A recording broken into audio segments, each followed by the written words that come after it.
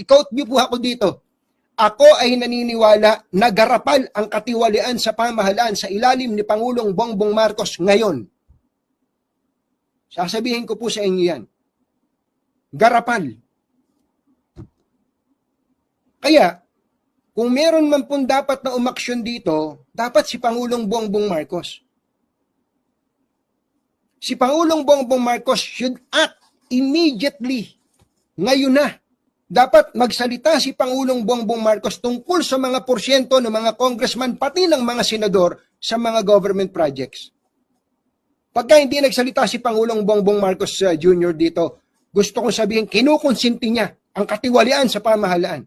Pero ngayon po, garapal po ang katiwalian sa pamahalaan. Garapal ang katiwalian sa pamahalaan. And if the President does not lift a finger, ibig sabihin, kinukonsinti niya ang katiwalian sa pamahalaan. Yan po yung sinasabi natin.